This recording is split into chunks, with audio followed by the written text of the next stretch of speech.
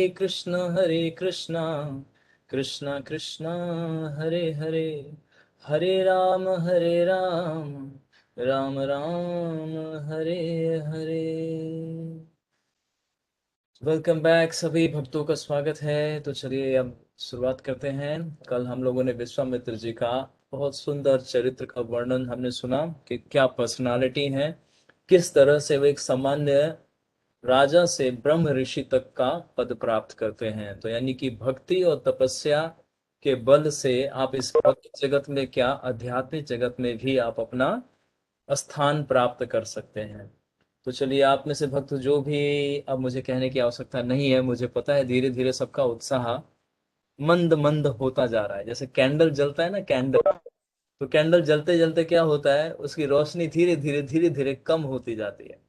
तो मुझे पता है आप लोग अपना इंटरेस्ट धीरे धीरे लूज करते जा रहे हैं, लेकिन हम भी प्रयास कर रहे हैं कि इस तूफान में आपकी इस मोमबत्ती को जला के रखे, क्योंकि छोटी सी मोमबत्ती पूरे जगत को प्रकाश दे सकती है। तो आप लोग वो छोटे छोटे कैंडल हैं जो इस कृष्ण भावना भावित को चारों तरफ फैलाने वाले हैं। लेकिन फैलाएंगे कैसे, जब तक प्रशिक्षण नहीं होगा कैसे फैलाएंगे आप लोग। पूरा संसार दुखी है, आप ही लोग एक होप हो हमारे, आप ही लोग आशा की किरण है जो इस जगत को कृष्ण की ओर लेके जाएंगे। आप प्रभुपाद जी ने एक बुक दिया ना हम लोग को, कृष्ण की ओर, यानी हमारी कृष्ण भावना भावित वहीं से शुरू होता है, कृष्ण की ओर। तो इसीलिए प्रशिक्षण लेना बहुत आवश्यक है। तो आप लोग जितना उत्साह दिखाएंगे, हम उसी के अनुपात में हम अपना कार्य करते जाएंगे। चलिए, जो भी भक्त थोड़े बहुत बचे हैं जो उत्साह दिखाते हैं, आज भी वही उत्साह दिखाएंगे। तो चलिए, कल का जो टीचिंग्स था और कुछ पॉइंट्स और कुछ इंसिडेंट कि कौन से पर्सनालिटी का हमने क्या चर्चा किया और आपको क्या उसमें से सुंदर शिक्षा आपको प्राप्त हुआ। चलिए, कोई भी भक्त बताइए, फिर हम आगे का आज 18वां और 19वां सर्ग आज समाप्त कर देंगे। बताइए, बताइए आप में से कोई भी भक्त। हम आपको सिर्फ और सिर्फ 40 सेकेंड देंगे डिसीजन लेने के लिए कि आप बोल पा रहे हैं या नहीं बोल पा रहे हैं। हरे कृष्णा प्रभु जी, जगदीश बोल रहा हूँ। जगदीश प्रभु जी, यस जगदीश प्रभु जी, आप जगत के ईश्वर हैं। प्रभु जी कृष्ण आपकी जो है कृपा है। जगत ईश्वर है, यानी जगदीश, जगत के ईश्वर, यानी पूरे जगत के पालन करता है, इसीलिए जगन्नाथ और जगदीश उन्हीं का नाम है। तो आप जगदीश दास, यानी कि भगवान कृष्ण के आप दास हैं। चलिए, भगवान का गुणगान कीजिए थोड़ा और उनके भक्तों का गुणगान कीजिए। बताइए, कल क्या हमने हाँ चर्चा जी। किया जगदीश प्रभु। प्रभु जी, मेरी जिज्ञासा है, कल आपने बला और अबला उस शक्ति के बारे में बताया था।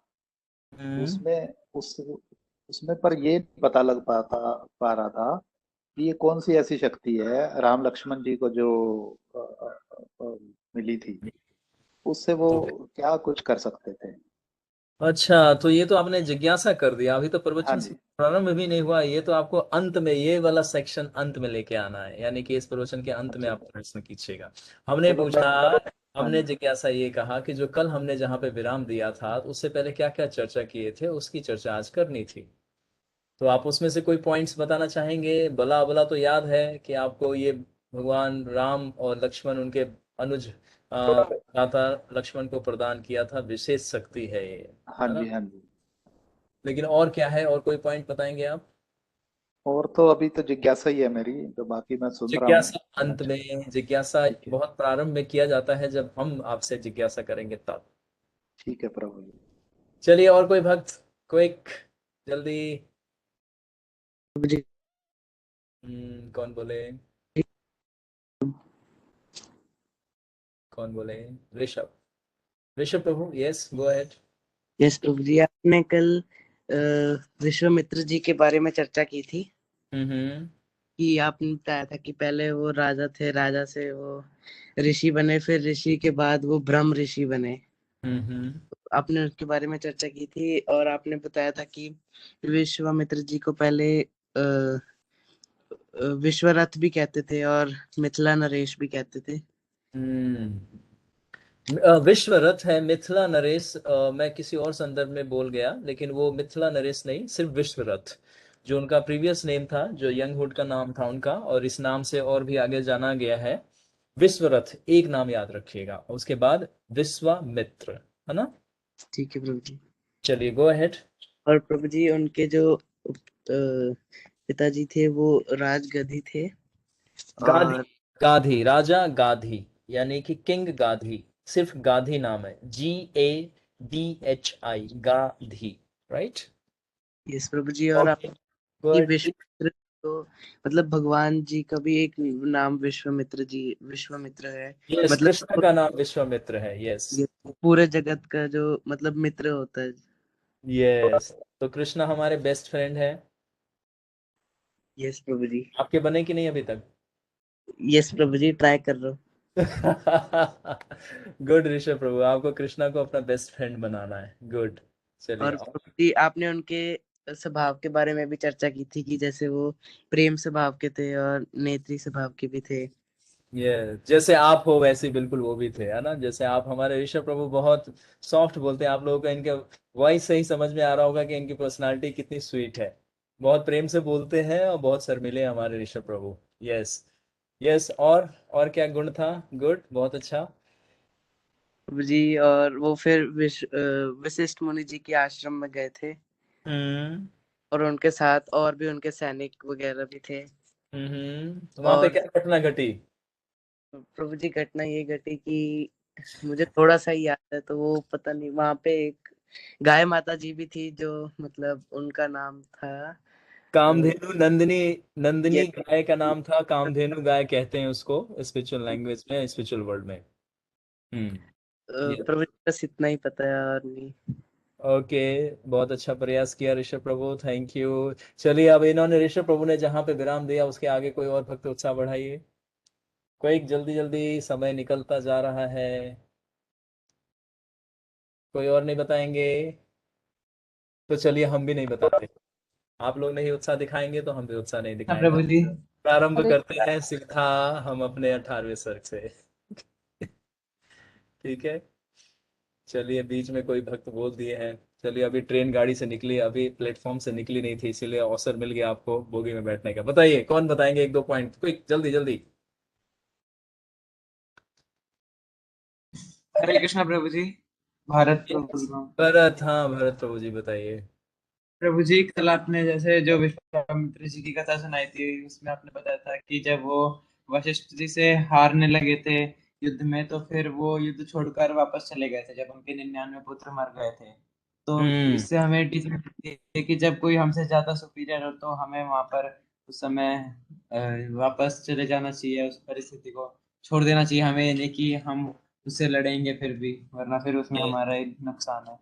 यस, तो प्रैक्टिकल लाइफ में क्या है कि जब कोई व्यक्ति ज्यादा क्रोध में हो या हमारे से शक्तिशाली हो या ऐसी परिस्थिति हो जिसको हम हैंडल ना करते हो, तो उस स्थान को तुरंत त्याग के चले जाना श्रेष्ठ होता है। तो विश्वामित्र जी, क्योंकि राजा थे लेकिन विवेक के साथ कार्य कर रहे थे, वो देख रहे थे कि ये ऋषि बहुत शक्तिशाली, मैं क्षत्रिय होके इनका सामना नहीं कर पा रहा, लेकिन ये एक ब्राह्मण होने के बावजूद भी इतने मेरे से शक्ति में ये 10 से नहीं बल्कि 1000 गुना श्रेष्ठ हैं।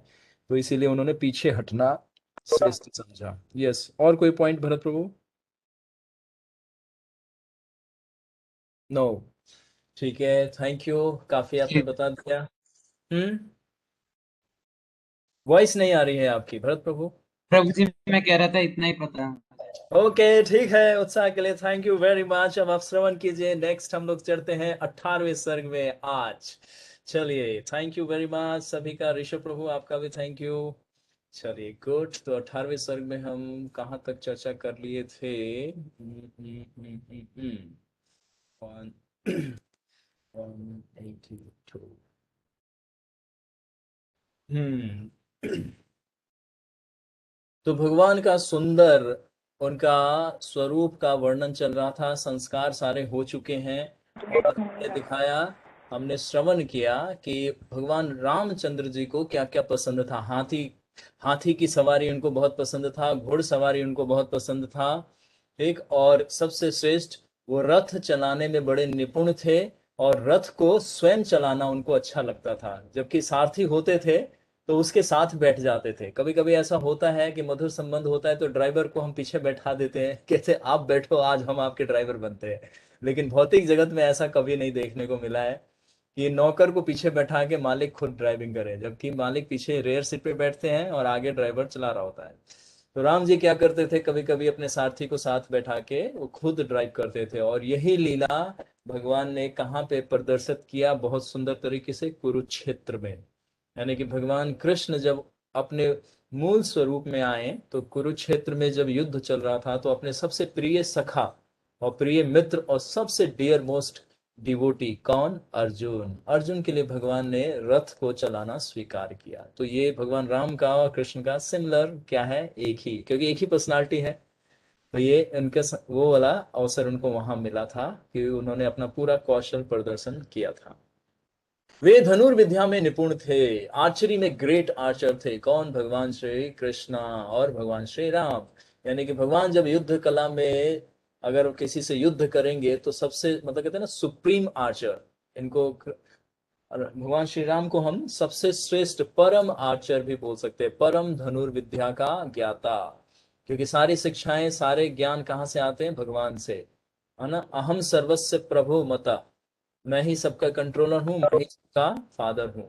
और बोलते हैं भगवान, सर्वस्य चाहम हृदय सन्विष्टु मत्ता स्मृति ज्ञानम अपोहनम च वेदे से चह अहम सर्व वेदे वेदांत कृत अहम एव वेद्यो। मतलब सारे नॉलेज जो है उससे आते हैं। तो भगवान राम आर्चरी में सबसे श्रेष्ठ हैं।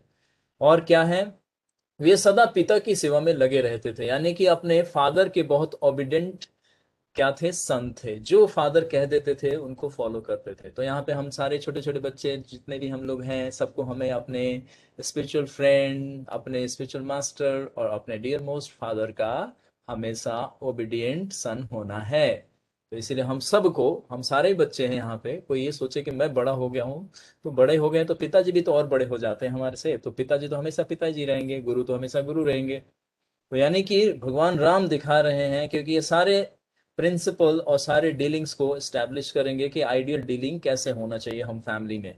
तो पिता के बहुत क्या थे, आज्ञाकारी पुत्र थे चारों में सबसे ज्यादा, इसीलिए दशरथ महाराज इनको ज्यादा प्रेम करते थे। जब हम भी अपने फैमिली में सब एल्डरली पीपल जितने भी हैं हमारे, अगर हम लोग उनको बहुत रिस्पेक्टफुली डील करेंगे तो ऑब्वियसली हमें भी इतना ही रिकॉग्नाइजेशन मिलेगा जितना भगवान श्री राम को मिल रहा है। क्योंकि सभी लोग हमसे प्रेम करेंगे, हम किसी बात को बुरा नहीं मानेंगे, सबका सर्विस करेंगे। तो इसीलिए हमें यहाँ से ये पॉइंट को जरूर समझने का प्रयास करना चाहिए। भगवान खुद सिखा रहे हैं, अपने आचार्य प्रभु जीवरे सिखाए, by on example teaching us. Lakshmi के बढ़ाने वाले लक्ष्मण जी लड़कपन से ही अपने लोक हितैषी अथवा लोक का अभिराम ज्येष्ठ भ्राता श्री राम जी के आज्ञा में सदा, है ना, रत रहते थे। यानी लक्ष्मण देखते थे कि ये पिताजी को फॉलो कर रहे हैं, लेकिन वो पिताजी को नहीं, वो अपने बड़े भ्राता को फॉलो कर रहे थे। तो यानी कि हम अगर दो तीन ब्रदर हैं तो जो सबसे एल्डरली है उनको जरूर फॉलो करना चाहिए, उनको आइडियल मानना चाहिए, और उनको भी अपने यंगर को बहुत अच्छे से केयर करना चाहिए। यानी कि जो लक्ष्मण जी हैं, भगवान रामचंद्र जी के हमेशा साथ रहते थे और उनके आज्ञाकारी ब्रदर थे, मतलब ओबीडियंट, सबसे प्रिय थे। जस्ट 1 मिनट प्रभु।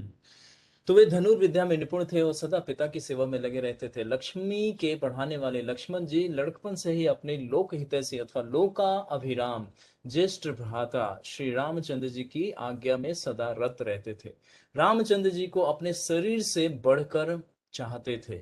तो अपने शरीर से बढ़कर चाहने का अर्थ यहाँ पे क्या है कि हम इस भौतिक संसार में हम सबको जो सबसे प्रिय वस्तु है, आपको पता है क्या है, शरीर। हम लोग इस शरीर से बहुत प्रेम करते हैं। अगर कोई हमारे को मृत्यु के रूप में कोई सामने वस्तु आ जाए, कोई व्यक्ति आ जाए, तो हम कहते हैं ना, सब कुछ ले लो मुझे छोड़ दो। तो मुझे छोड़ दो का मतलब क्या है, मेरे शरीर को छोड़ दो, ऐसा बोलता है। तो वहीं पे पता चलता है कि हमें ये शरीर से कितना प्रेम है। तो यानी कि यहाँ पे इस भौतिक संसार में मनुष्य के लिए और कोई भी जीव के लिए उसका शरीर सबसे मूल्यवान वस्तु के रूप में बताया गया है शास्त्र में।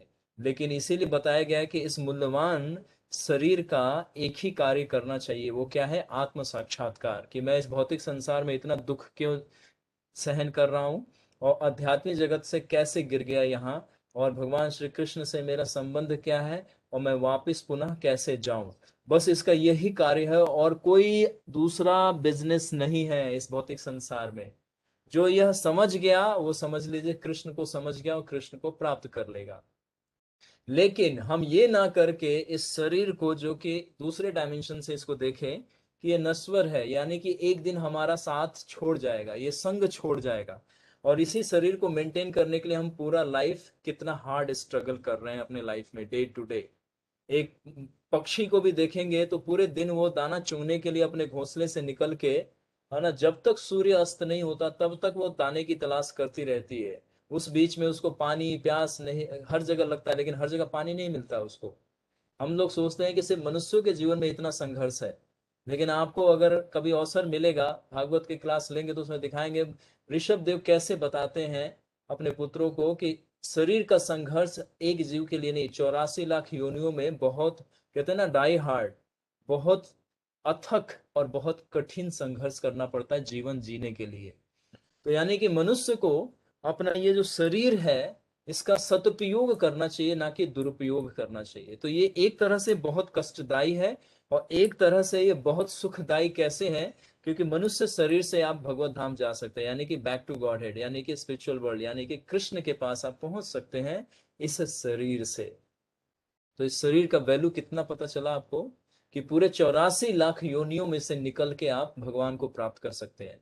तो यहाँ पे लक्ष्मण जी कह रहे हैं कि अपने शरीर से भी ज्यादा वो चाहते थे। तो अब आपको वैल्यू पता चला, लक्ष्मण जी का अपने शरीर से ज्यादा राम जी को चाहने का अर्थ है कि हर एक जीव को अपना शरीर सर्व प्रिय होता है, प्राण से भी प्रिय होता है, बल्कि प्राण ही वो अपने शरीर को मान बैठता है। तो उसी तरह से यहाँ पे शरीर से श्रेष्ठ और शरीर से प्राण प्रिय किसको मान रहे हैं लक्ष्मण? अपने भ्राता श्री राम को। तो ये अर्थ से समझना है। मैंने आपको दूसरा डायमेंशन इसलिए दिखाया कि इस शरीर का हमें सदुपयोग करना है। जैसे आप कथा सुन रहे हैं, तो इस कथा का जो भी शिक्षा है जीवन में पालन करेंगे तो इस शरीर का सदुपयोग हो गया, यानी कि इस शरीर से, मनुष्य शरीर से भगवान की प्राप्ति होती है, किसी अन्य शरीर से नहीं। किसी भी अन्य शरीर में आत्म साक्षात्कार असंभव है, सिर्फ मनुष्य शरीर में संभव है।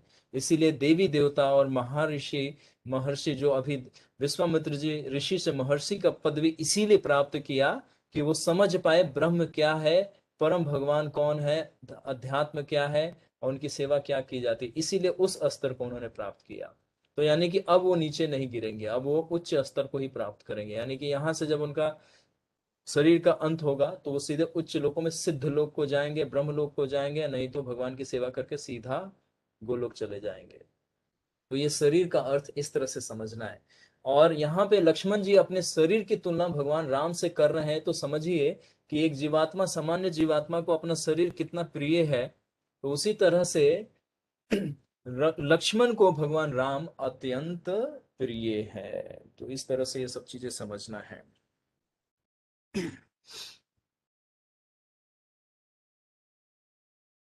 फिर आगे हम लोग बढ़ते हैं।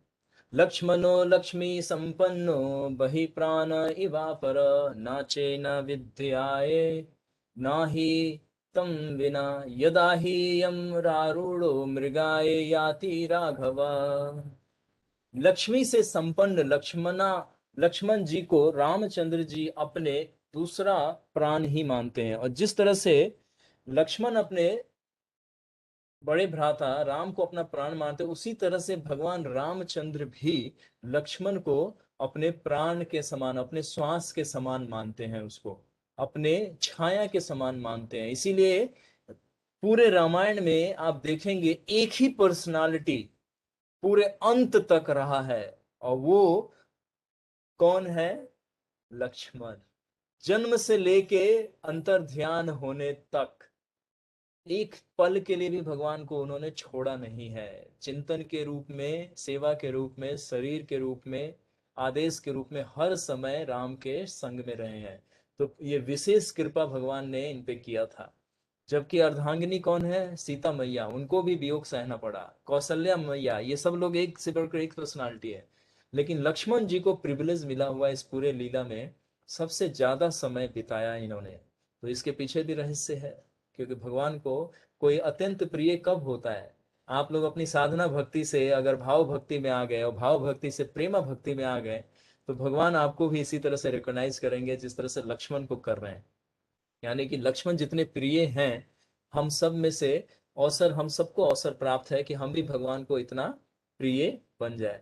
जैसे हम आप लोगों को परिहास में एक बात क्या बोलते हैं कि भगवान अर्जुन को बोलते हैं भगवत गीता में, मनुष्य नाम सहस्त्रेषु, यानी कि आउट ऑफ मिलियन एक व्यक्ति मेरे को अचीव करता है। तो हमें हाथ खड़ा करना चाहिए कि भगवान वो जो चर्चा कर रहे हैं ना वो मैं ही हूँ, मेरे को आप चूज कीजिए, मैं ही वो अभागा व्यक्ति हूँ, मिस फॉर्चून, यहाँ पे मिस गाइडेड, इस मटेरियल वर्ल्ड में लॉस्ट सोल जो है, जो आप कह रहे हैं कि हजारों लाखों में से एक व्यक्ति मेरे तक पहुंचता है। तो हम सबको हाथ खड़े करके बोलना चाहिए कि वो स्टूडेंट मैं ही हूँ, मेरे को बुलाइए प्लीज, मैं इधर रहना नहीं चाहता। तो ये क्या है, हमारा साधना का इतना हमारा बल होना चाहिए। जैसे विश्वामित्र जी ने अपने तपो बल से, साधना के बल से, है ना, अभ्यास के बल से उन्होंने ब्रह्म ऋषि का पद प्राप्त किया। तो हम सब भक्तों को भी चाहिए कि हम अपनी सेवा साधना सुधारे, गुणों को विकसित करें, शास्त्रों को अच्छे से समझे गुरु के निर्देशन में, और फिर उसकी जो शिक्षा है उसको अपने जीवन में उतारें। जब जीवन में उतारेंगे तब देखेंगे कि हमारा जीवन बहुत आनंदमय और सुखमय हो गया।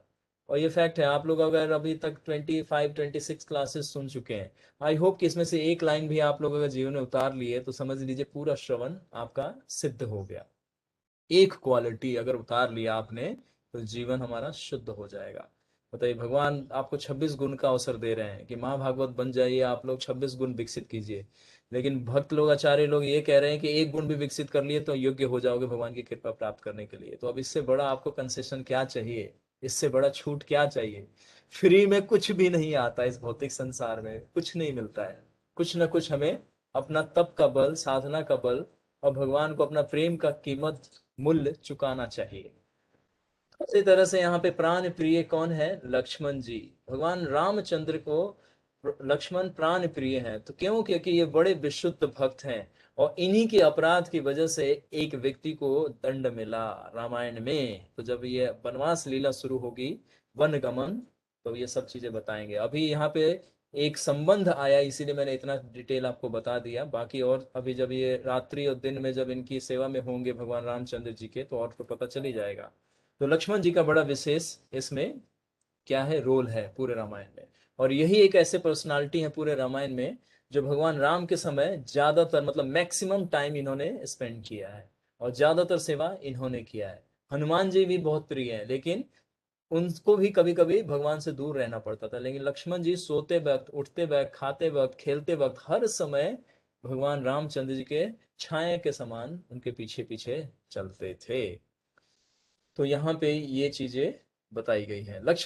लक्ष्मी से संपन्न लक्ष्मण जी को रामचंद्र जी अपने दूसरे प्राण ही मानते थे और इतना चाहते थे कि बिना उनके ना तो वो सोते थे, ना ही कोई मिष्ठान खाते थे। मतलब मिष्ठान यहाँ लिखा गया है तो इसका मतलब है कि भगवान जब भी प्रसाद पाते थे, ऑब्वियसली भोग पाएंगे, भगवान प्रसाद नहीं पाते, भोग पाते हैं। प्रसाद हम लोगों के लिए, भगवान के लिए भोग होता है। तो कभी भी बिना लक्ष्मण के वो नहीं खाते थे, यानी कि चारों भाई हमेशा एक साथ बैठ के खाते थे। तो ये हमारा कल्चर है, जब भी हम अगर प्रसाद पाते हैं सारे फैमिली को एक साथ बैठ के प्रसाद पाना चाहिए। आप लोग कभी एक्सपेरिमेंट करके देखिएगा, कितना आनंद आएगा आप लोगों को। अभी तो हमारा न्यूक्लियर फैमिली हो गया, न्यूक्लियर में भी एटम बनते जा रहे हैं धीरे धीरे हम सभी लोग। कोई है ना किचन में जाएगा, प्लेट लगाएगा, अपने बेड में बेड पे बैठ के खाएगा, कोई सोफा पे बैठ के खा रहा है, कोई उधर टेरिस पे बैठ के खा रहा है, कोई उधर। तो इस तरह से रिलेशन डेवलप नहीं होता।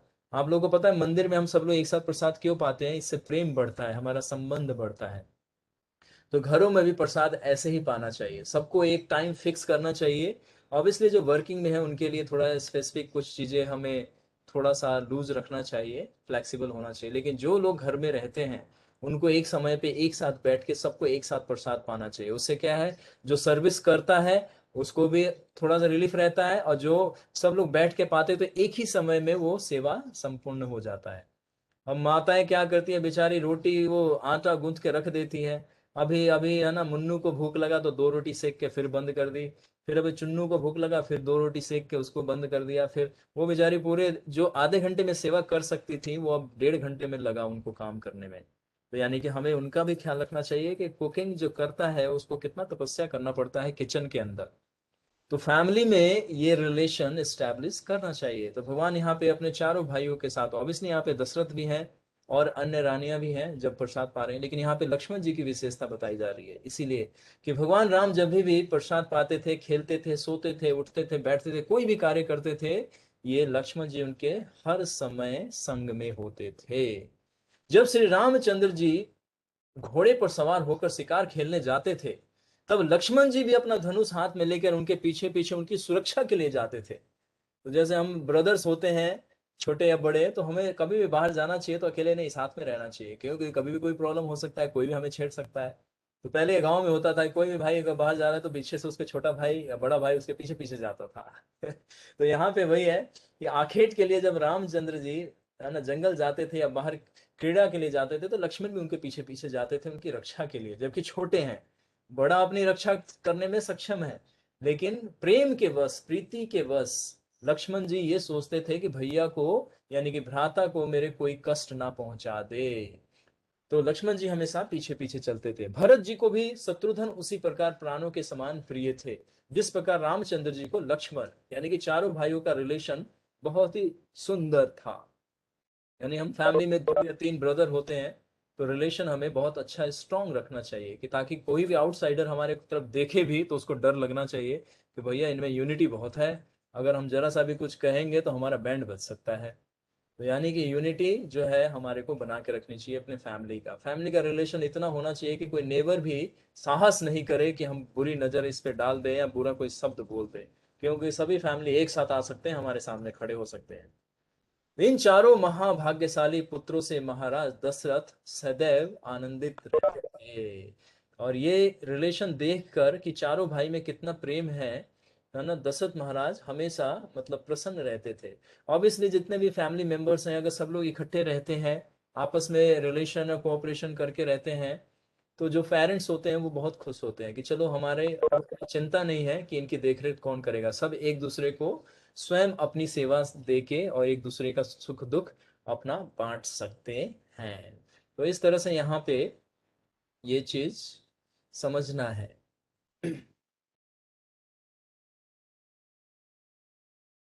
वैसे ही प्रसन्न थे जैसे चारों वेदों से ब्रह्मा जी उन चारों ज्ञानी सब गुणों से युक्त हैं। तो ये महाराज दशरथ के बारे में बताया गया कि जैसे ब्रह्मा जी को सबसे पहले प्रसन्नता कब हुई थी, जब भगवान ने उनको दिव्य ज्ञान दिया था, यानी कि 4 वेदों का, अथर्ववेद, यजुर्वेद, सामवेद और ऋग्वेद, जब 4 वेदों का ज्ञान उनके हृदय में गया तो सबसे ज्यादा हैप्पीनेस को फील कर पाए, क्योंकि अब कंप्लीट नॉलेज उनके हार्ट के अंदर रिवील हो गया था कि भगवान की सेवा कैसे करनी है। तो बताया जा रहा है कि जिस तरह से ब्रह्मा जी को चारों वेदों से ज्ञान प्राप्त होने के बाद जो उनको सुख या आनंद की अनुभूति हुई थी, उसी तरह से दशरथ महाराज को ये चारों पुत्रों को देखने से और उनका आपस में प्रेम देखने से उनको सुख का अनुभूति होता था। तो यहाँ पे वाल्मीकि जी अपना भाव को प्रकट कर रहे हैं। हिमन्ते कीर्तयन्ति मन्तस्य सर्वज्ञ दीर्घदर्शिना तेषामेवा प्रभावानां सर्वेषा दीप्ततेजसाम्। लज्जालु, कीर्तिमंत, सर्वज्ञ, दूरदर्शी पुत्रों का प्रभाव व तेज देख उनके पिता महाराज दशरथ वैसे ही प्रसन्न होते हैं जैसे ब्रह्मा जी लोकपालों से अथवा दिक्पालों से वे चारों पुरुष सिंह राजकुमार वेदाध्ययन में निरत रहते थे। तो इनका स्वभाव बता रहे हैं, चारों का कैसा स्वभाव था, लज्जालु थे, बहुत शाई थे ये लोग, भगवान राम शर्मा जाते थे। उसी तरह से हमारे भक्तों का भी, जैसे आप सारे भक्त लोग हमारे कितने हैं, लज्जालु हैं, शर्मा जाते हैं। जब हम कहते हैं कि थोड़ा वीडियो ऑन करके आइए, सभी लोग शर्मा रहे होते हैं कि नहीं नहीं हम क्यों आए, हम क्यों आए, हम क्यों आए। तो यूं, क्योंकि ये भक्त का एक स्वभाव है ना, साइनेस, भक्त लोग शर्मीले होते हैं। तो ये गुण क्यों आता है, क्योंकि भगवान हमारे शर्मीले हैं। उसी तरह से चारों भ्राता बहुत क्या थे, शाई शाई रहते थे हमेशा, यानी कि लज्जालु स्वभाव के थे, है ना। और कीर्तिमन, मतलब कीर्ति मतलब हर चीज में वो उनका तेज बढ़ा हुआ था, हर एक चीज में हर गुण में वो श्रेष्ठ थे। सर्वज्ञ और दूरदर्शी मतलब वाइज थे ये लोग, प्रुडेंशियल थॉट रखते थे, बालक थे लेकिन फिर भी इनमें दूरदर्शिता, चीजों को समझने की क्षमता थी। आजकल के हमारे जितने भी स्टूडेंट होते हैं छोटे छोटे, उनमें इंटेलिजेंस तो बहुत होता है लेकिन विजडम नहीं होता, चीजों को समझ नहीं पाते। कोई पेरेंट्स कोई चीज अगर उनको समझाता है तो वो अपना ही चला देते हैं, अपना ही दिमाग यूज कर लेते हैं, मानते नहीं है। तो यानी इंटेलिजेंस तो है लेकिन विवेक नहीं है, विवेक शून्य होते हैं आजकल के बच्चे। तो पहले देखिए कि ये बालक की अवस्था में है लेकिन कितने विवेकशील हैं ये लोग। है ना। इनका प्रभाव सारे अयोध्या नगरी में अभी से ही पड़ने लगा, यानी कि चारों पुत्रों का प्रभाव हर एक कोई, इनको प्रभाव का मतलब क्या है कि हर एक व्यक्ति इनका सम्मान और प्रेम की दृष्टि से इनको देखता था, और इसमें भगवान राम सबसे अति प्रिय थे सभी को। और ये दृश्य देखकर उनके पिता महाराज दशरथ वैसे ही प्रसन्न होते थे जैसे ब्रह्मा जी लोकपालों से अथवा दिक्पालों से, लोकपाल जैसे इंद्र हैं, इनको लोकपाल बोला गया है, वरुण देव हैं, इनको लोकपाल बोला गया है, पवन देव हैं, इनको लोकपाल बोला गया है। तो ये मतलब जगत का पालन पोषण करते हैं ये लोग। सूर्य भी लोकपाल में आते हैं, शिव जी भी एक तरह से लोकपाल में आते हैं। तो ब्रह्मा जी जब देखते हैं कि ये लोग अपने कार्य को बहुत अच्छे से कर रहे हैं और सृष्टि बहुत अच्छे रूप से कार्य कर रही है, तो ब्रह्मा जी को बहुत प्रसन्न होता है। यानी कि पेरेंट्स जब अपने बच्चे को देखते हैं कि इनका रिलेशन अच्छा है, आपस में कोऑर्डिनेशन बहुत अच्छा है, अंडरस्टैंडिंग बहुत अच्छा है, कोई भी गलत काम नहीं करते, कोई भी एक दूसरे को कभी हेल्प होता है तो सब मिलके करते हैं। तो ये हमारे को रामायण से ये जरूर सीख लेना चाहिए कि फैमिली को कैसे आपस में रिलेशन होना चाहिए। तो ब्रदर ये चारों एक साथ हैं, और इनके पिता देखकर वो निश्चित हो गए कि भविष्य में मेरे अयोध्या पे अब कोई आक्रमण करने का साहस कभी भी नहीं करेगा। अयोध्या बताया था ना, अयोध्या का मतलब है कि जहां पे कोई युद्ध करने का साहस ना कर पाए और जिस पे आक्रमण करने का साहस ना कर पाए, और जहां पे कोई युद्ध होता ही ना हो, ऐसे स्थान को अयोध्या बोला गया है। अयोध्या यानी कि अयोध्या, है ना, योद्धा का विपरीत शब्द है अयोध्या। अयोध्या यानी कि जहां पे युद्ध नहीं होता हो। तो हम सबको अपना घर अयोध्या धाम की तरफ बनाना चाहिए कि शत्रु कभी भी हमारी तरफ कुदृष्टि से देखने का भी साहस ना करे। और शत्रु कौन है? जो व्यक्ति सही चेतना में नहीं है, शुद्ध चेतना में नहीं है, भगवान की चेतना में नहीं है, वो व्यक्ति हमारा शत्रु है। वे बिना वो पिता की सेवा किया करते थे, चारों इतने ओबिडेंट थे कि चारों अपने पिता की सेवा किया करते थे, यानी कि राम लक्ष्मण भरत शत्रुघ्न।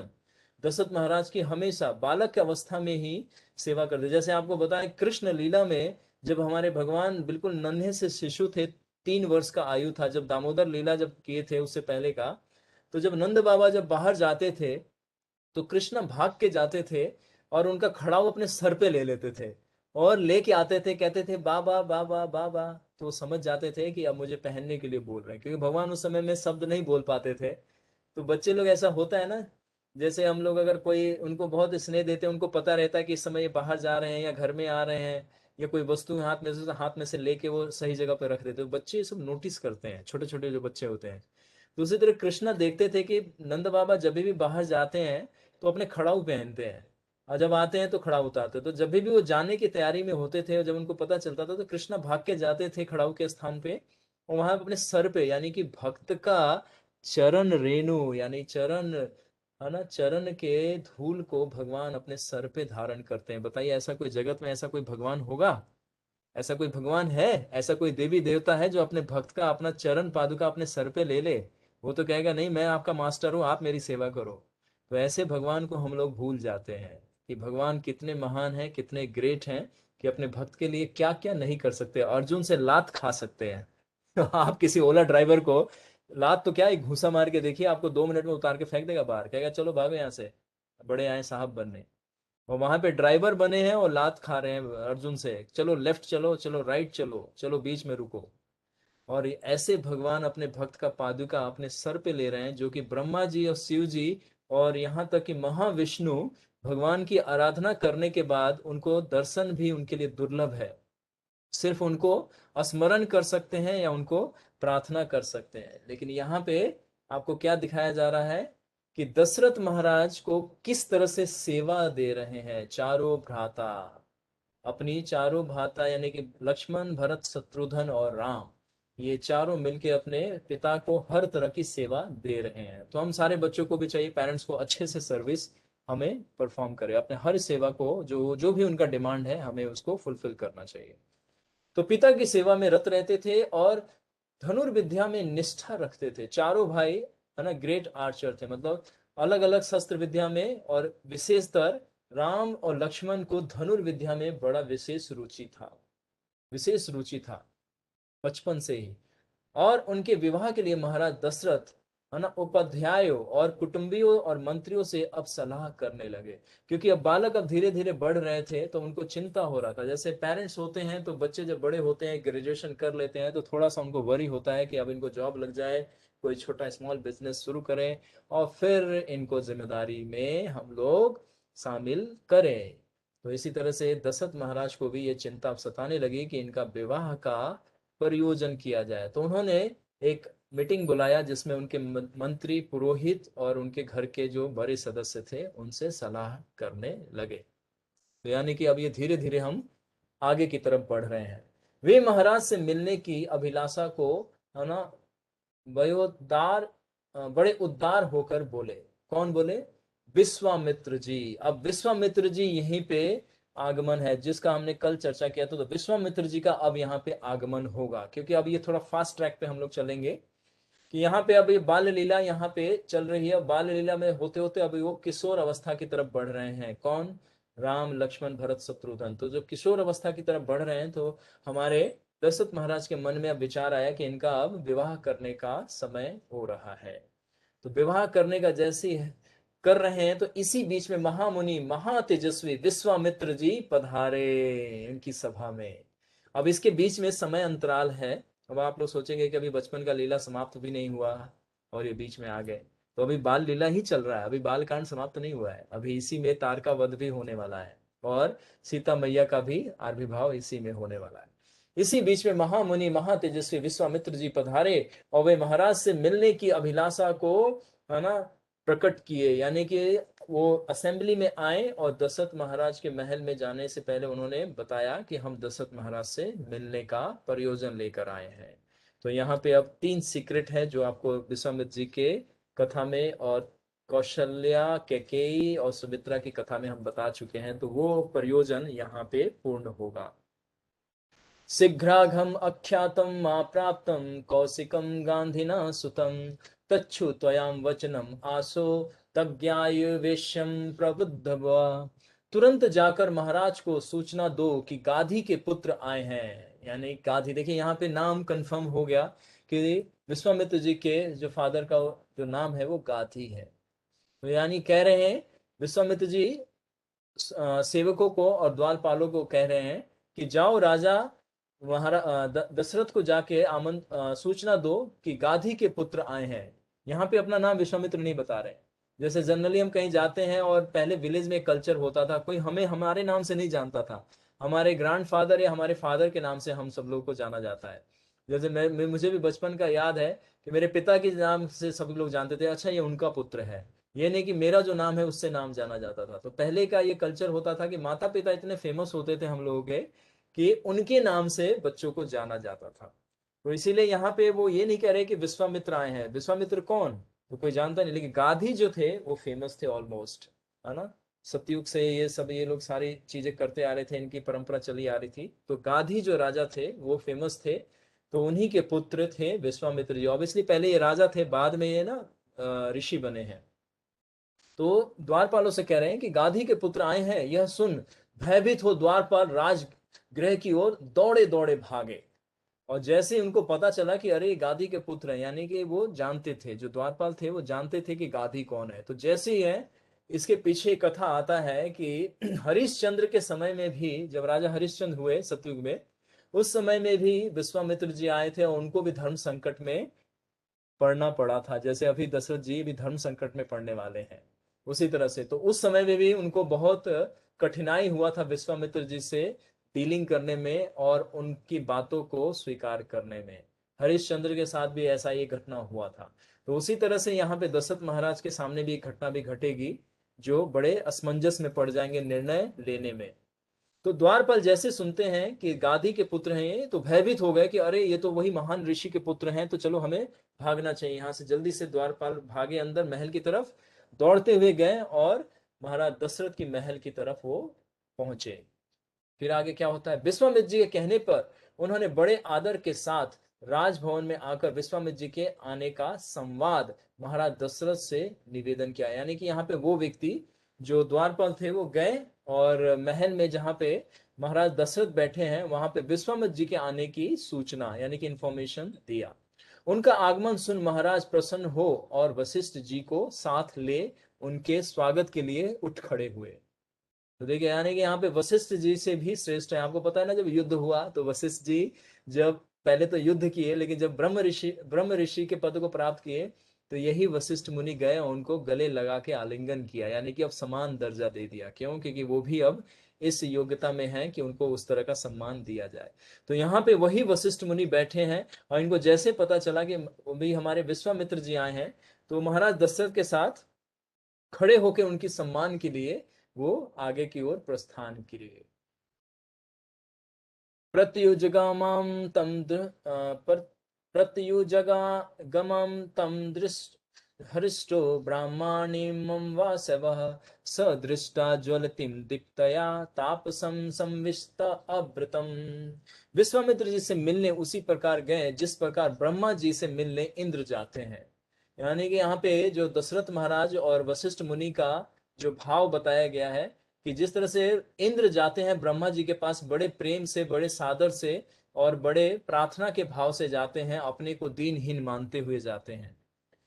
कि कभी भी हमें जब भगवान या गुरु के सामने आए तो कभी भी हमें चौड़े होके नहीं रहना चाहिए, सीना एकदम फुला के नहीं, एकदम दीनहीन कातर।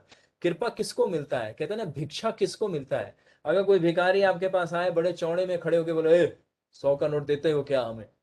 है 2000 का नोट निकालो, ये पसंद नहीं आया। आप कहेंगे भाई भीख मांग रहा है या हमें डरा रहा है तू?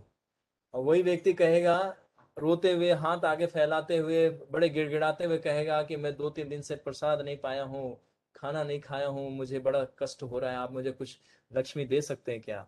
तो आप थोड़ी देर सोच के उसको दे दोगे। तो कितना भाव में अंतर आया। एक व्यक्ति आपको अकड़ के बोल रहा है कि ये 2000 का नोट दो, मुझे बहुत सारी चीजें खरीदनी है, तो आप कहोगे भाई कौन है आप, हम नहीं जानते आपको। तो भाव क्या है कि जब गुरु भगवान के सामने जाया जाता है तो दीनहीन, है ना, दीनहीन जानी, है ना, मोसम पतिता प्रभु आना पाइबे आर, है ना। नरोत्तम दास ठाकुर क्या बोलते हैं कि दीनहीन, मैं सबसे पतित आदमी मैं ही हूं इस पूरे जगत में। भगवान, हे गौरांग महाप्रभु, मैं सबसे पतित आदमी मैं हूं। मैं इस पूरे जगत में आप ढूंढेंगे भी तो मुझसे पतित कोई नहीं मिलेगा, है ना। तीनों तीनों लोकों में मुझसे पतित कोई नहीं मिलेगा, मुझसे फॉलन सोल कोई भी नहीं मिलेगा। इसीलिए आप मुझे कृपा कीजिए, क्योंकि कि आप कृपालु हैं, आप दयालु हैं। तो आप जिसको ढूंढ रहे थे वो व्यक्ति मैं ही हूं। तो ऐसे भाव से हमें कहाँ जाना चाहिए? भगवान के सामने उनके दर्शन के लिए, उन, है ना, उनकी सेवा के लिए। और उनके सामने जब भी इसी दीनहीन भाव से जप किया जाता है, ये नहीं कि अकड़ के जप कर रहे हैं। कहते हैं ना प्रीति पूर्वकम। भगवान कहते हैं भगवत गीता में कि जो मुझे प्रेम से मेरा नाम जप करता है वो मुझे प्राप्त कर लेता है, और मैं उसको आवश्यक बुद्धि, है ना, पोपा जी कहते हैं necessary intelligence supply bye Krishna. तो भगवान भी कहते हैं कि मैं उसको आवश्यक बुद्धि देता हूं। तो यहाँ पे विश्वामित्र जी आए हैं, तो महाराज राजा दशरथ पूरे विश्व के राजा हैं, यहाँ पे भिक्षुक की तरह बन के विश्वामित्र के समक्ष जा रहे हैं। क्योंकि विश्वामित्र कौन है? अब ये गुरु हैं, राजगुरु बन जाएंगे। राजगुरु मतलब राज विद्या आप देंगे यहाँ पे बच्चों को। तो इस तरह से गुरु के सामने जा रहे हैं। तो विश्वामित्र जी भी एक ब्राह्मण है, तो वो देख रहे हैं कि एक ब्राह्मण वैष्णव आए हैं, भक्त आए हैं, तो उनका सम्मान के लिए दोनों व्यक्ति दीनहीन भाव से उनके ओर बढ़ रहे हैं। तो ये भाव हमें याद रखना चाहिए कि गुरु से और भक्त से जब भी हम मिले तो हमें बहुत विनम्रता से मिलना चाहिए, और बहुत अपने आप को हर पोस्ट पोजीशन से, हर डेजिग्नेशन से नीचे उतर के आना चाहिए। बताया ना कि उनके सामने हमारा कोई भी, है ना, औकात नहीं होना चाहिए, ऐसा भाव रखना चाहिए। लेकिन आजकल लोग बड़े, है ना, वो दिखाते हैं कि देखो हम कितने ऑपुलेंट हैं, आप भिखारी हो, आपके पास कुछ नहीं, हम आपको पाल रहे हैं, आपको हम सारी सुविधाएं दे रहे हैं, तब आप कुछ कर पा रहे हो, नहीं तो देखो आपको कौन पूछता है। तो ऐसे ऐसे शिष्य भी होते हैं आजकल के, है ना। पौपा जी कहीं जाते थे भिक्षाटन मांगने के लिए, तो हमारे लेफ्ट में होते थे एल्बर्ट फोर्ड जो खड़े होते थे, जो फोर्ड कंपनी के मालिक है, वो खड़े होते थे, और श्यामानंद प्रभु लेफ्ट में खड़े होते थे।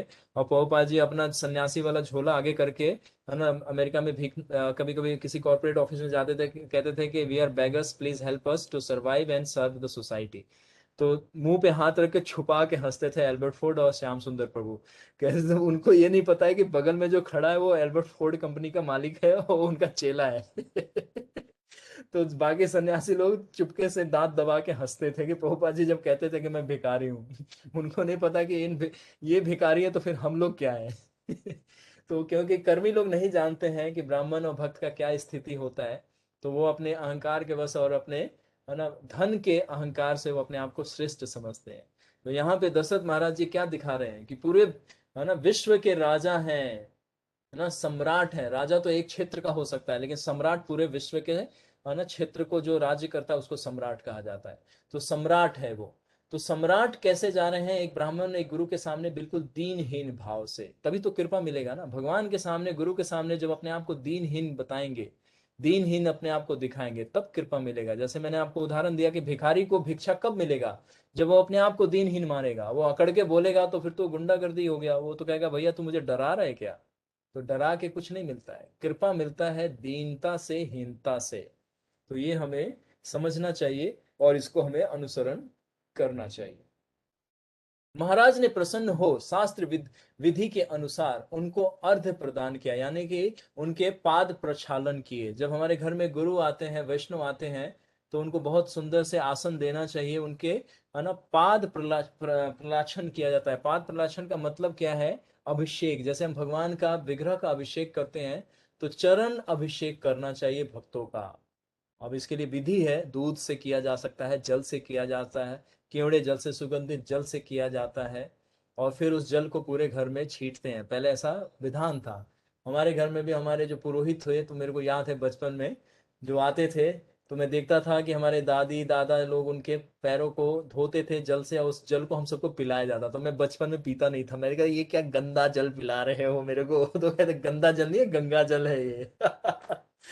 तो वो मैं कहता था कि नहीं, तो मैं पीता नहीं था, मैं लेके साइड में गिरा देता था।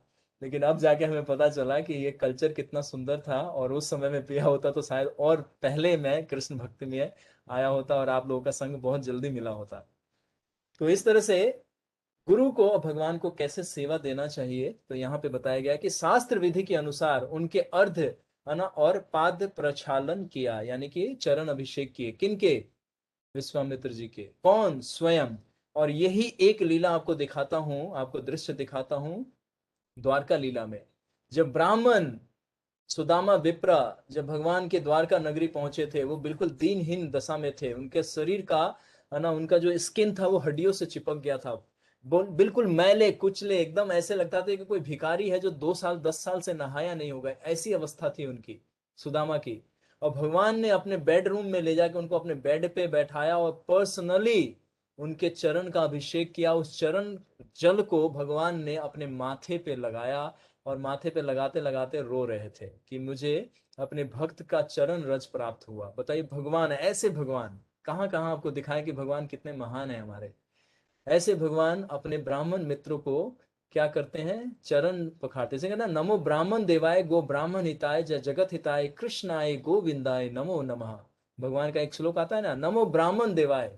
भगवान को ब्राह्मण वैष्णव भक्त अत्यंत प्रिय है, प्राणों से भी प्रिय है।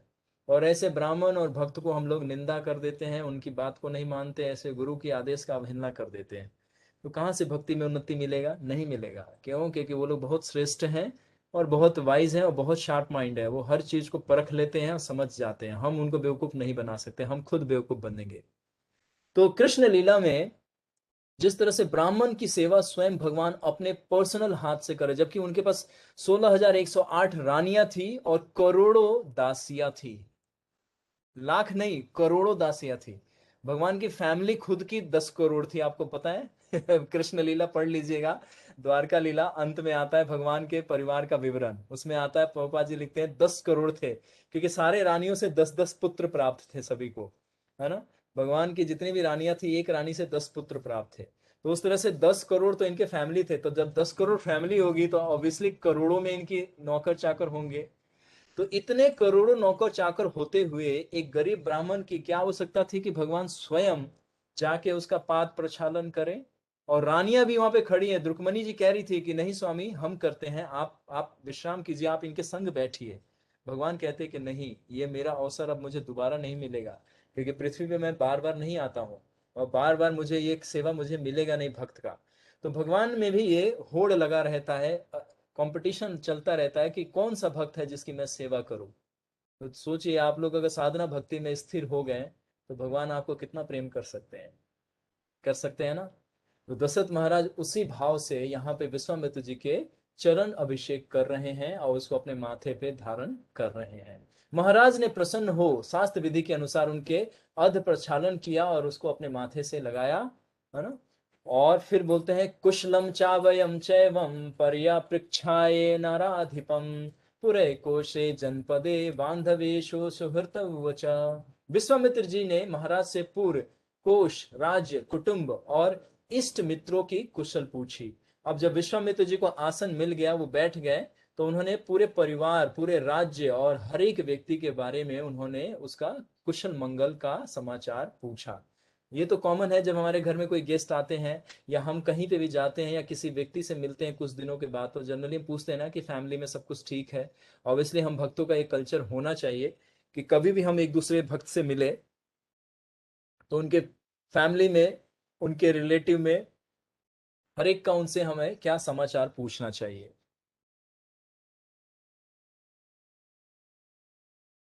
विश्वामित्र जी ने कुशल पूछते हुए अत्यंत धार्मिक महाराज से पूछा। अत्यंत धार्मिक मतलब बहुत रिलीजियस थे। कौन? दशरथ महाराज। दशरथ महाराज बहुत रिलीजियस पर्सनालिटी थे। उनको पता था कि एक साधु संत को, अपने गुरु को कैसे सेवा देना। इसीलिए हम सबको स्क्रिप्चुरल नॉलेज जरूर होना चाहिए। मटेरियल नॉलेज के साथ साथ हमें अपने स्क्रिप्चर का कल्चर और नॉलेज जरूर पता होना चाहिए। तो बोल रहे हैं आपके समस्त सामंत आपके अधीन रहते हैं। अब वो पूछ रहे हैं कि आप अब राजा हो तो क्या आपके जितने भी आपके मिनिस्टर हैं, आपके जितने भी चीफ ऑफ कमांडर हैं, वो सारे आपके अंडर कंट्रोल में हैं या सब आपके विरुद्ध कार्य करते हैं? आपने अपने शत्रु को तो जीत कर अपने वश में कर रखा है। मतलब कह रहे कि कोई ऐसा शत्रु तो नहीं जो आपको सताता हो। हाँ, जैसे हम लोग में कभी मिलते हैं तो कहते हैं ना कि आस पड़ोस में सब ठीक है, कोई नेबर आपको परेशान तो नहीं करता, किसी बात पे लड़ते झगड़ते तो नहीं है आप लोग। तो कितने भक्तों का हमें कुछ कुछ सुनने को मिलता है। तो हम अपने बुद्धि और सामर्थ्य के अनुसार उनको कुछ कुछ मंत्र बताते रहते हैं कि आपको ये पालन करना है तो प्रॉब्लम खत्म हो जाएगा। और कुछ भक्तों ने उसको अप्लाई किया तो प्रॉब्लम सॉल्व हो गया। कुछ नहीं करना है, पड़ोसियों को प्रसाद खिलाते रहिए, आते जाते उनको हरे कृष्ण बोलते रहिए, वो खुश रहेंगे, वो सोचेंगे हमें सम्मान मिलता है बस। क्योंकि हम चुप चुप रहेंगे और साइड से निकल जाएंगे तो उनको बड़ा बुरा लगता है कि देखो कितना घमंडी है, हमसे बात भी नहीं करता है।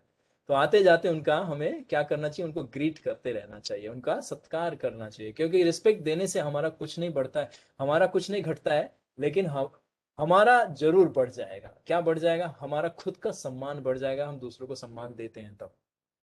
फिर आगे बोलते हैं यज्ञ आदि देव कर्म तथा अतिथियों का सत्कार आदि कर्म भली भांति होते हैं। आपके राज्य में जो कोई अन्य राजा आते हैं तो वो दुखी होके तो नहीं जाते। क्यों? यहाँ पे पूछने का रहस्य है, ऐसा क्यों पूछ रहे हैं? तो आप लोग बुद्धि लगाइए, ऐसा क्यों पूछ रहे हैं।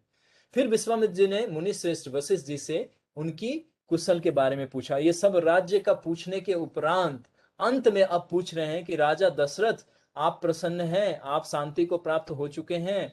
क्या आपको कोई कष्ट तो नहीं है मानसिक रूप से, या कोई भौतिक रूप से कोई दुविधा तो नहीं है? तो ये कल्चर है। देखिए डायरेक्टली अब आके अपना प्रयोजन नहीं बता दिए कि मैं राम को लेने आया हूँ। ये एक एटिकेट होता है। किसी व्यक्ति से हमें कुछ चाहिए होता है तो पहले उसका हालचाल पूछना चाहिए, उसका घर का, फैमिली का हालचाल पूछना चाहिए, फिर उसका अपना स्टेटस पूछना चाहिए, उसके कोई कष्ट नहीं, उसके बाद अपना फिर प्रयोजन बताना चाहिए कि हम इस प्रयोजन से आए हैं।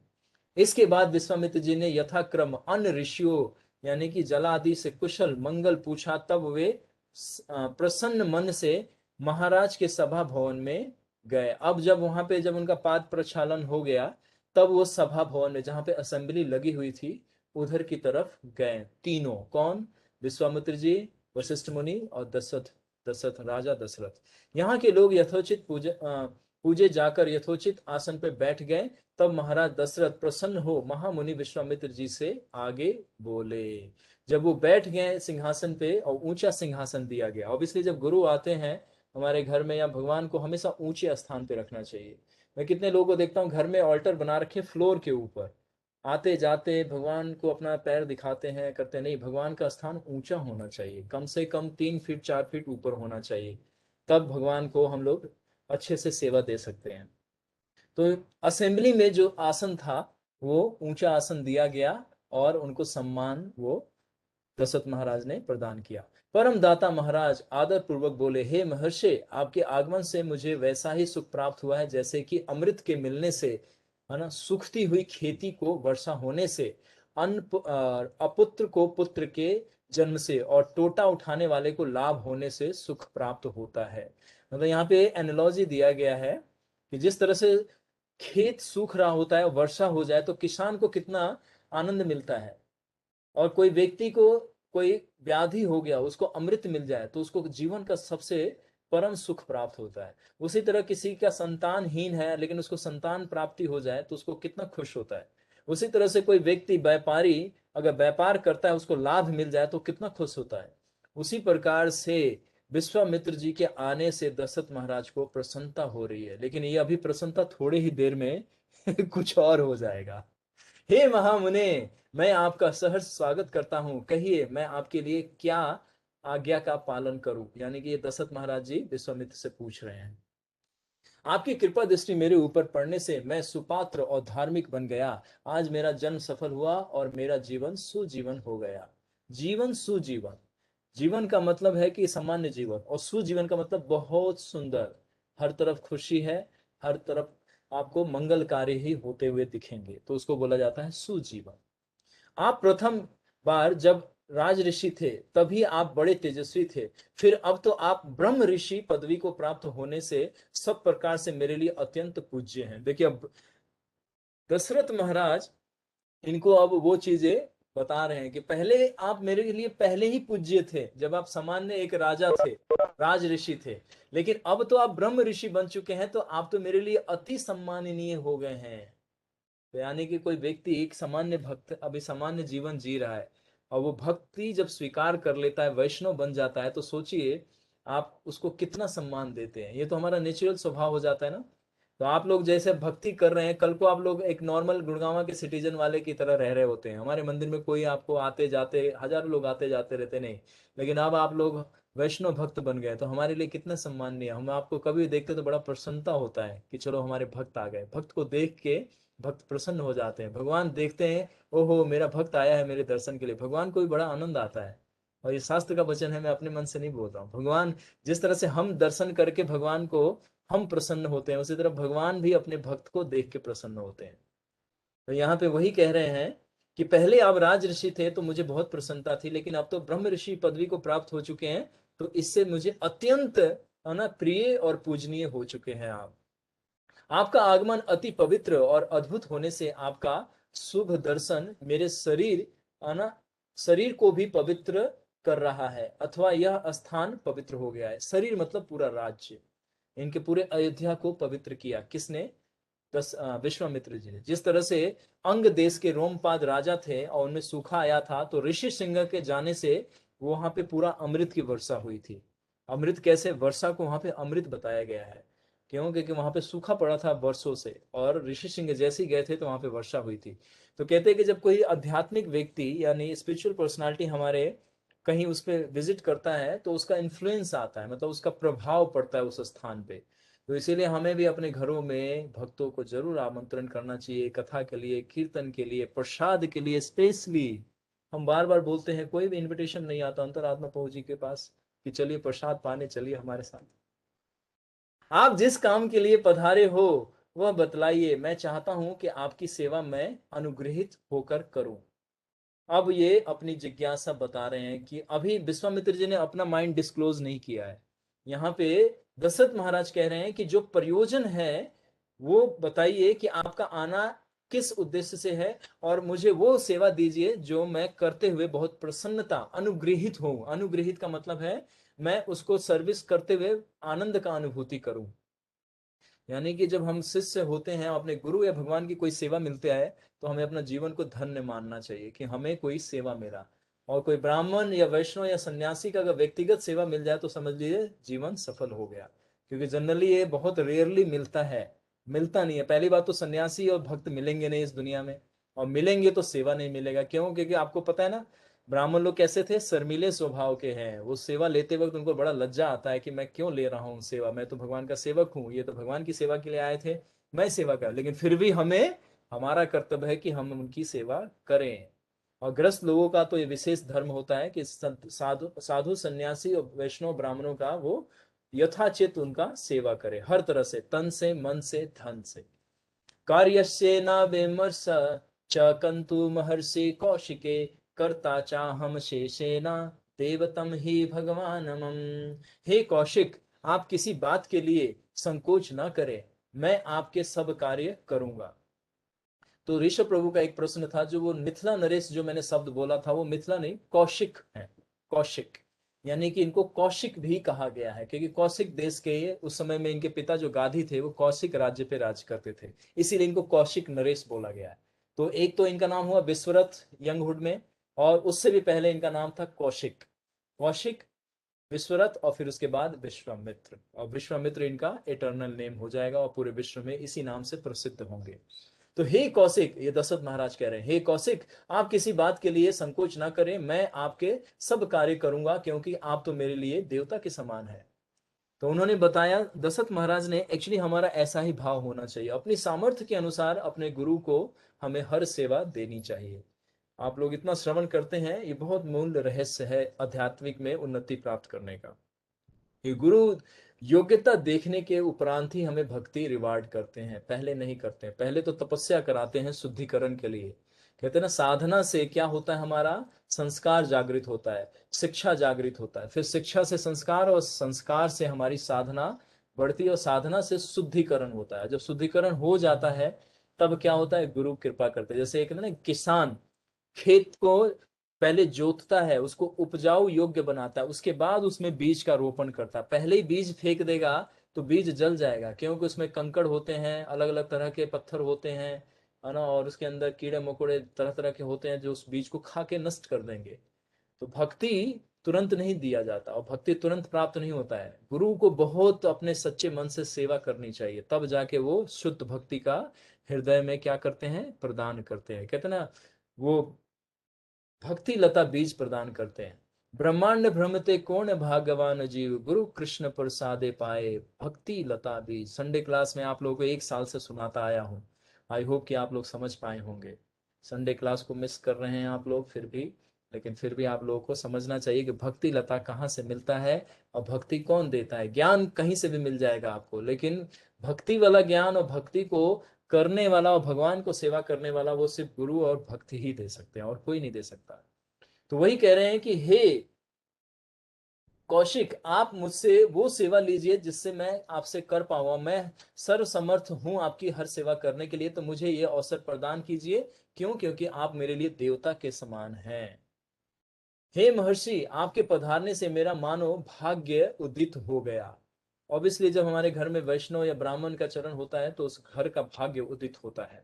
यानी कि हमारे जीवन का, जब हमारे जीवन में किसी भक्त का आगमन होता है, तो जैसे हम कल चर्चा करते हैं टर्निंग पॉइंट, जैसे दशरथ विश्वामित्र जी के जीवन में टर्निंग पॉइंट आया था, है ना। उनका ना, अगर वशिष्ठ मुनि से इनका सामना नहीं होता तो ये इतने बड़े सम्मान को प्राप्त कर पाते नहीं, कर पाते। उसी तरह से भक्त लोग जब हमारे जीवन में आगमन करते हैं, आते हैं, तो हमारे जीवन का बदलाव यानी टर्निंग पॉइंट आता है। मैंने भी कल बताया था कि हमारे जीवन में भी टर्निंग पॉइंट आया, प्रभुपाद जी ने एंट्री किया। प्रभुपाद जी के आगमन से हमारा जीवन अब शुद्धता के मार्ग पे चल रहा है। महाराज दशरथ के इन हृदय को सुख देने वाले शस्त्राणु मोदित और विनम्र वचन सुनकर बड़े यशस्वी और सर्वगुण संपन्न महर्षि विश्वामित्र जी बड़े प्रसन्न हुए, और मुस्कुराते हुए ये कहा। अब जो है क्लाइमेक्स आया, मुस्कुराते हुए। ब्राह्मण गुरु और भगवान जब मुस्कुराए तो मुस्कुराहट में बड़ा रहस्य होता है। सावधान रहिएगा उनकी मुस्कुराहट से कि कब मुस्कुरा रहे हैं, कौन से परिस्थिति में मुस्कुरा रहे हैं, क्योंकि ये लोग हर परिस्थिति में मुस्कुराते ही रहते हैं। भगवान को कभी भी आप लोग कभी भी ऐसा नहीं देखेंगे कि दुखी हैं, गुरु को कभी भी ऐसा नहीं देखेंगे कि दुखी हैं, लेकिन उनका मुस्कुराहट या उनका शांत रहना बड़ा रहस्यमयी होता है ना। तो ये सब भाव को समझने का सामर्थ्यता कब मिलेगा, जब हम व्यक्तिगत पर्सनल सर्विस उनका करते हैं, तब पता चल जाता है कि वो किस समय में मुस्कुरा रहे हैं तो क्या अर्थ है, और किस समय में गंभीर है तो उसका क्या अर्थ है। तो इस तरह से 18वां सर्ग यहाँ पे समाप्त हो रहा है, और 19वें सर्ग में हम लोग कल से प्रवेश करेंगे, और कल चर्चा करेंगे कि अब वो विश्वामित्र जो मुस्कुराए हैं तो उसका क्या प्रयोजन है, और अब ये मुस्कुराहट सभी को दुखी कर देगा। यानी कि ब्राह्मण और भक्त जब मुस्कुराएंगे तो आपके जीवन से जो समस्या है वो चली जाएगी। ठीक है, तो यहाँ पे अब कल वाला शिक्षा कल चर्चा करेंगे। I would like to stop here. अब आप लोगों की बारी है। यहाँ पे जो संदेह हुआ आपको या कोई दृष्टांत आपको समझ में नहीं आया या कोई जिज्ञासा है तो प्लीज आप लोग पूछिए, अब आपकी बारी है। मंजू माता जी, हाँ माता जी बताएं। हाँ जी, प्रभु जी, बस मैं तो अभी यही पूछना चाहती हूँ, अभी जैसे शालिनी माता जी ने एक प्रश्न किया था ना कि भी हम्म। देवताओं ने क्यों नहीं किया, तो इसका मतलब देवताओं की स्थिति जो है इतनी इम्पोर्टेंट नहीं है, इसका मतलब ये ऐसे समझे हम? बिल्कुल ऐसे यही तो समझे हम, समझना कैसे है। समझे? भगवान स्वयं कह रहे हैं कि देवी देवताओं की आराधना जी कभी नहीं करनी चाहिए। क्यों? क्योंकि वो जस्ट एक अपॉइंट किए हुए हैं। मतलब वो जी एक एक एडमिन अफेयर को, भगवान के पूरी सृष्टि में एक एक डिपार्टमेंट को देख रहे हैं। तो उनको कुछ अधिकार भगवान ने दिया है, लेकिन वही बताने कि अल्प बुद्धि वाले जो लेस इंटेलिजेंस हैं वही लोग देवी देवता की शरण में जाते हैं, उनकी आराधना करते हैं। ब्राह्मण ऋषि और ब्रह्म ऋषि वो इसलिए क्योंकि ब्रह्म ज्ञान को जानता है, वो ब्रह्मा जी तक के शक्ति को समझ चुका होता है। चारों वेदों का अध्ययन उन्होंने देखा, जब देवी देवता ने बोला कि इनको चारों वेदों का अध्ययन का इनको ज्ञान दे दीजिए ताकि ये यहीं पे संतुष्ट हो जाए, और नहीं तो क्या है, फिर ये इंद्र बनने की इच्छा कर देंगे, फिर हम लोगों को बड़ा कष्ट होगा। तो ये ज्ञान जैसे हो जी जाता है तो यानी कि वो देवी देवता से भी ऊपर उठ जाते हैं। इसीलिए आप शास्त्रों में देखेंगे, इसी में देखेंगे आगे अगस्त मुनि आएंगे, गौतम मुनि आएंगे, जो इंद्र को भी जी है ना भयभीत कर देते हैं। यानी इंद्र देखिए देवी देवताओं के राजा हैं वो। गौतम मुनि हाँ को भी श्राप दे देंगे, इसी कथा में आगे आएगा। जब वन हम लोग अरण्य दंड कारण्य में जब प्रवेश करेंगे भगवान राम जी के साथ, तो आप लोग सब हाँ लोग साथ जी साथ चलिएगा। हम लोग सबको आपको बनवासी बनाना है मुझे, क्योंकि सन्यासी तो बन नहीं सकते, तो चलो बनवासी तो बना ही सकता हूँ आपको। सभी लोगों को जी बनवासी बना देंगे और खाना बदोश बन के हम लोग जंगल में कंदमूल खाएंगे और भगवान राम जी के साथ साथ चलेंगे। तो इस लीला में देखेंगे आप कि अगस्त मुनि का भी आगमन होगा।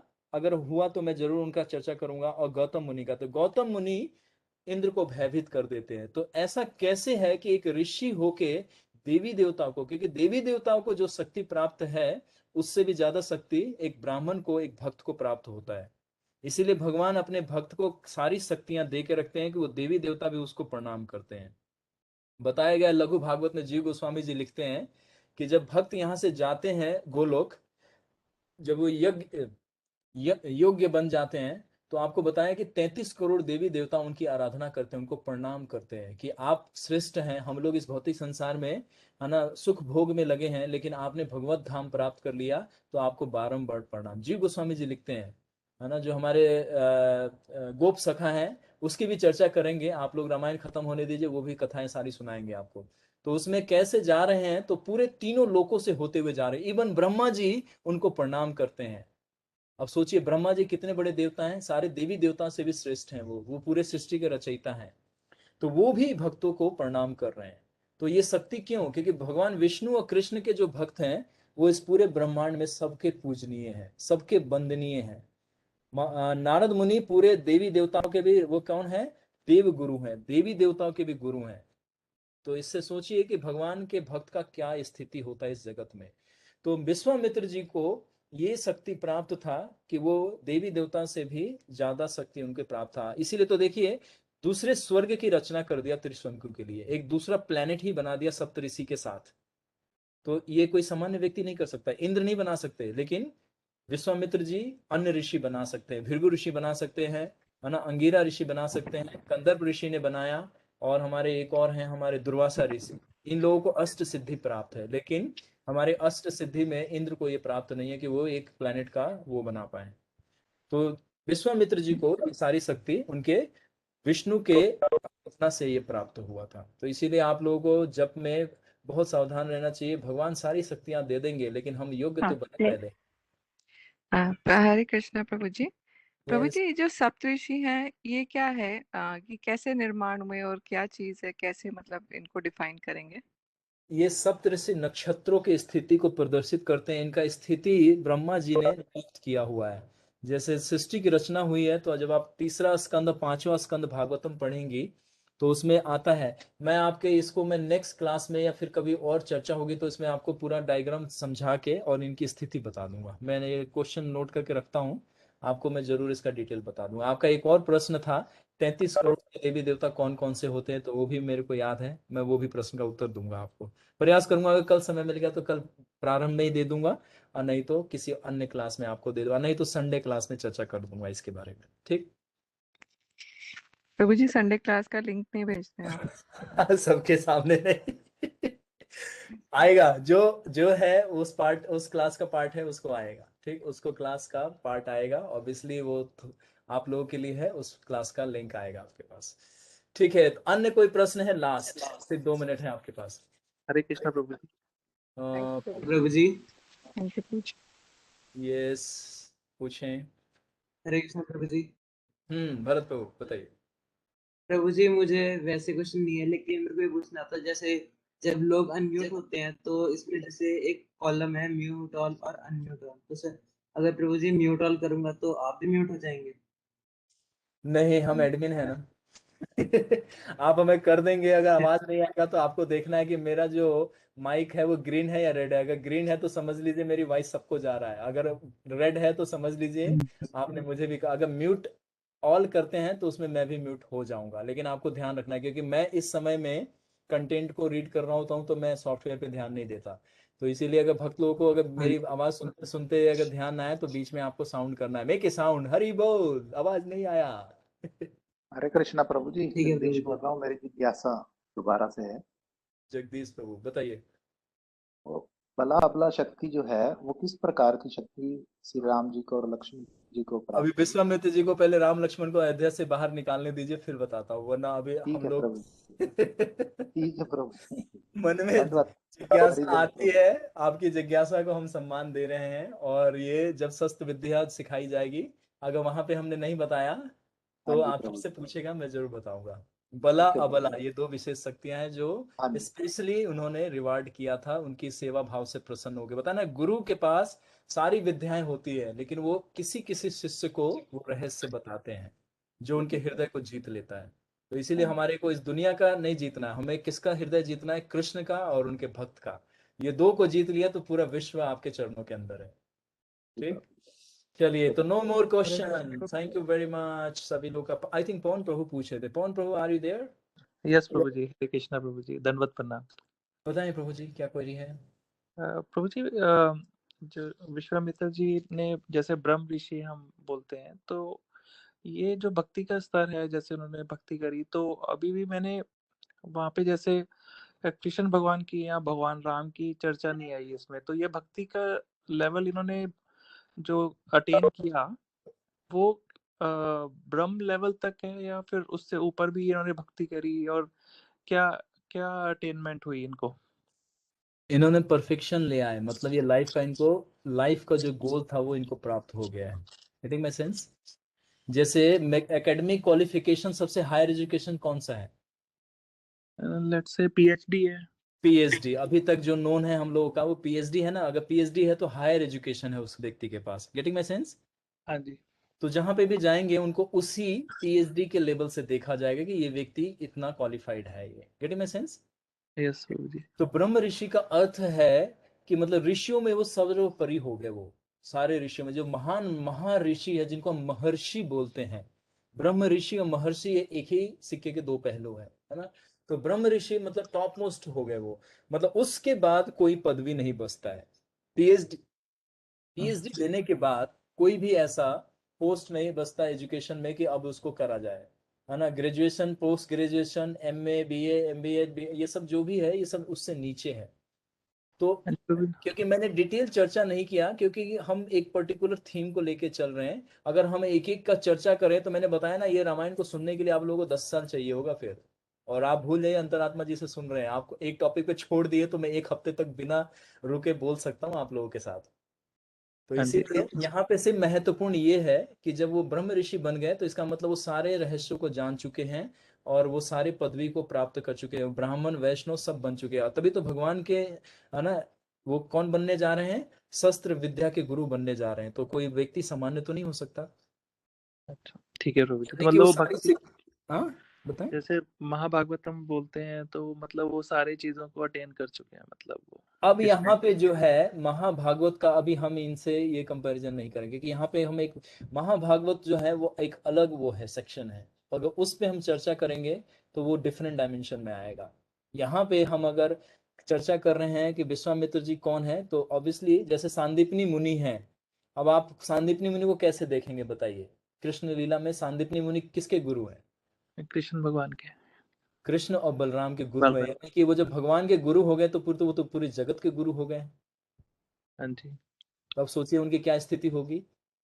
वो हाँ जी, ऑलरेडी पूरे ब्रह्मांड के गुरु हो चुके हैं यानी कि ब्रह्मा जी के भी गुरु हो गए वो तो उसी तरह से विश्वामित्र जी को समझना है कि अगर वो भगवान के इंस्ट्रक्टिंग गुरु बनने जा रहे हैं, मार्शल आर्ट के गुरु बनने जा रहे हैं, शस्त्र विद्या के गुरु बनने जा रहे हैं, कुछ मंत्रों के विशेष मंत्रों के गुरु बनने जा रहे हैं, तो इसका मतलब वो सारी उनमें योग्यता आ चुकी है। समझ पा रहे हैं?